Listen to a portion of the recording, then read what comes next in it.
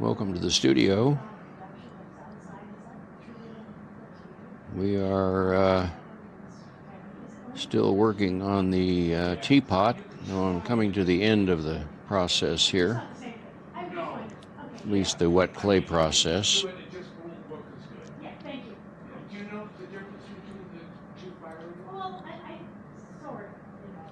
I know there is enough difference that Yeah, because the reduction sucks the oxygen out, and the oxidation sucks the oxygen, so it gets a different reaction. Correct. Correct. All right, excellent. Thank you. You're welcome.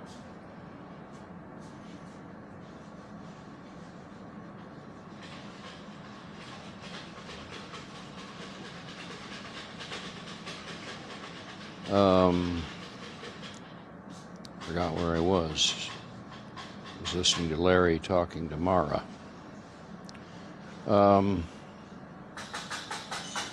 We finished the construction on the teapot, so all clay construction is done, and right now I am using a tried and true method that I've been using now for most of 50 years to texture the body of the teapot to make the glazes kind of pop.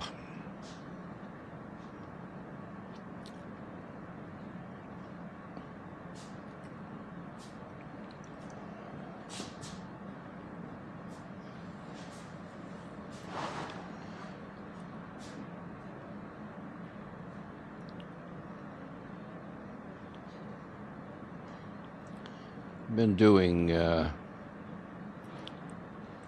20-25 minute videos of the whole process of this teapot, from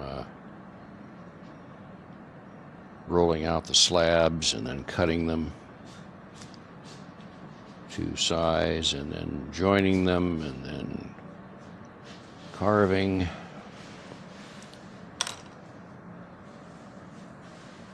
And that's it.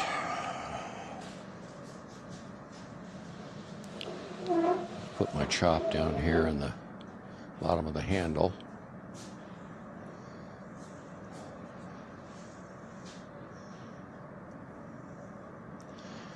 This, when you make something out of clay, it will shrink while it's drying, and then it'll shrink again in the bisque fire, and then it'll shrink even further in the glaze firing, or the final firing.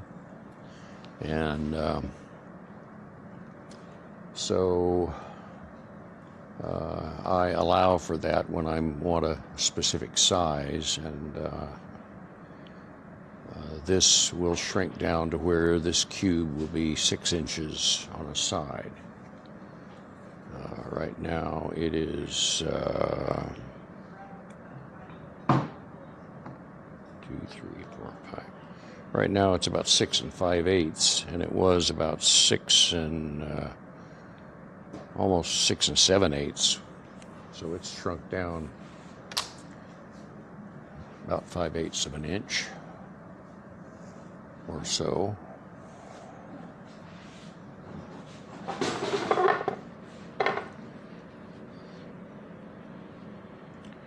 going to do a little smoothing up on the inside of the spout here.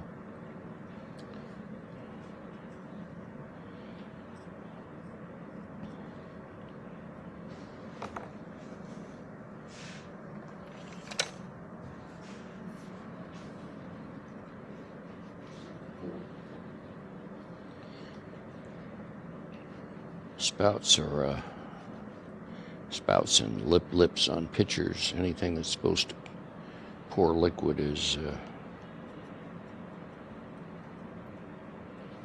a science and an art. One thing we want is we want to have it very, very smooth, so we get what's called laminar flow.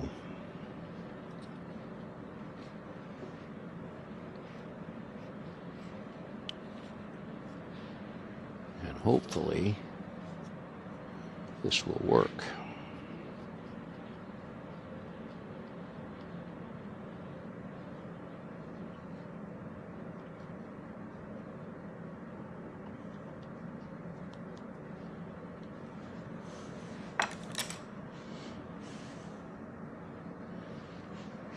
There it is. Ready to dry. That is amazing. Let's take a closer look at that.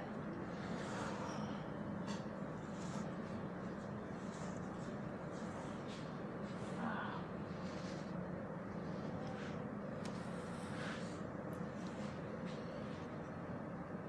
I like the headlamp. It's a great idea. Yeah, the older I got, the more light I needed. For sure.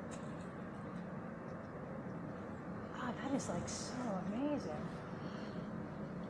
Careful. Wow. My goodness.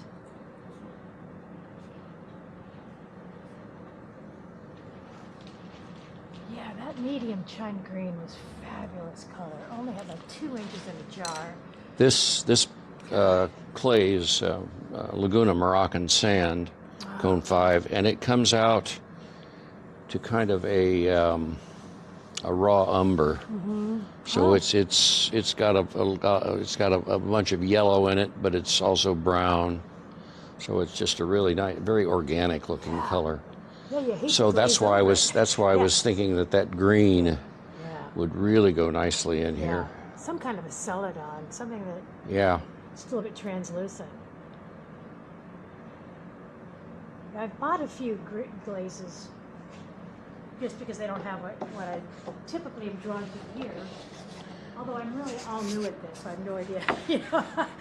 But for the purposes of teaching the class, I'm using what they have here. Look at that. Clay loves to be paddled. That's a great paddle.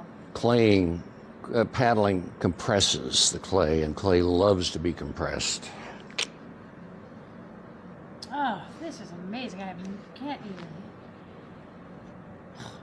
It just take you hours. You do precision work, my friend. Well, I mostly do. Yes. In Yes. fact, I was trying to think of a new project, and my next wet clay, and I did a piece.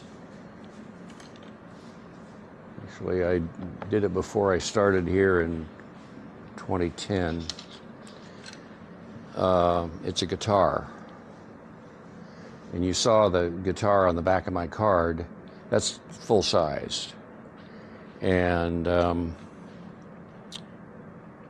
I had been reading a New Yorker, and they were interviewing a guy from Texas, Robert Earl Keane, I believe his name was. He was he's a musician. guitar, He's like guitar bluegrass player, or- singer, kind of Somewhat familiar, but not- rock, country, grass, Yeah. sort of, yeah. Anyway, I'd never heard of him. But while he was being interviewed in New York, and while he was there, he got a call from an antique guitar dealer over in Staten Island, and said that he had something Keane might want to look at. So the writer and Keane went over there, and he bought a 1930s Martin guitar, of which they only know that there are 4 remaining, and he paid $65,000 for it. And the writer said, well, that's a lot of money for a guitar. And Keane said, well, a man can't have too many guitars or too many shotguns, because he collects antique shotguns too. Well, he described the piece, so I went into the studio the next day and I made a guitar with a double-barrel shotgun. Watch out, you'll talk your ear off. That's inspiring. And so I want to do another one. Oh, I hope you do. All right, So will Alice. you run these all over, send them to the, okay? And we'll have them here in the lobby, but if you could take these like to some of the, Yes, I will. Are these, oh, this is for her class. yeah. Okay, I will. This is for a wonderful class. And then we'll, You didn't change the price. no. You Okay. think we should put a line through it? Let's give this a try. All right. And then, if we don't get any,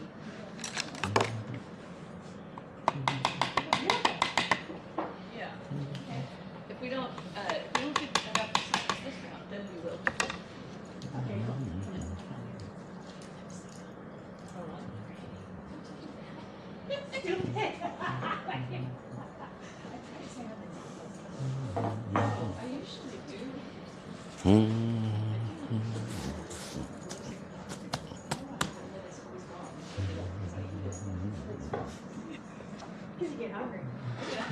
They are nice. It would have been nice if it said ceramic was class, but we'll keep it. We'll get better these days. That's right. Yeah.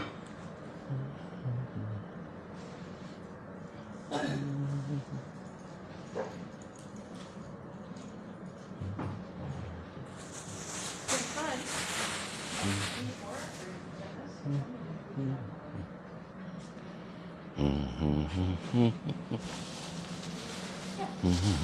All right, thank you.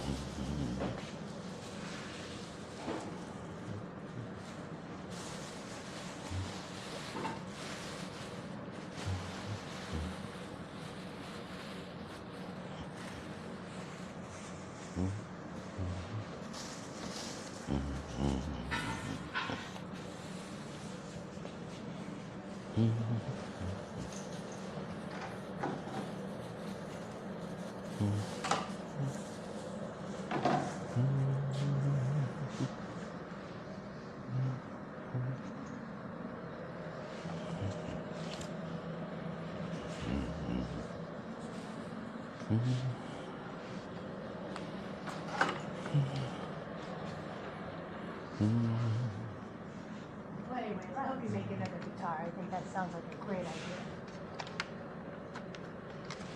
But maybe not this time without the shotgun, something else. Oh, no, no. It's got to be the shotguns again. Yeah, I want to do the shotgun again.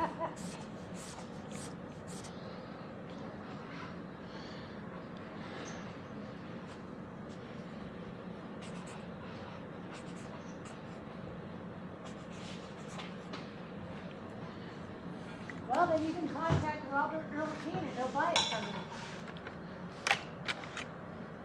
I sold the first one to a guy from South Carolina who lived on Hunt Club Drive.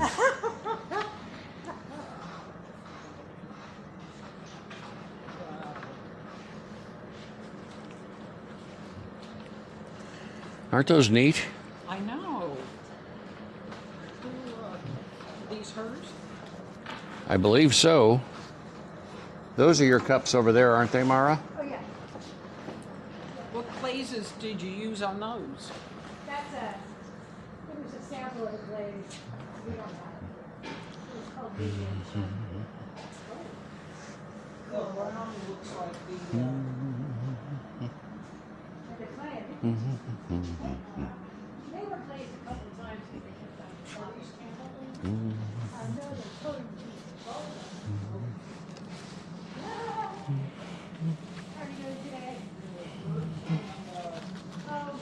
Rolling around, yeah. Yes, that's what's come to me so far.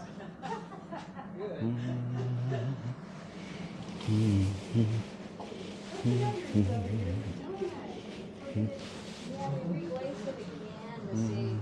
I haven't seen you for a while, so I know. it's so cool.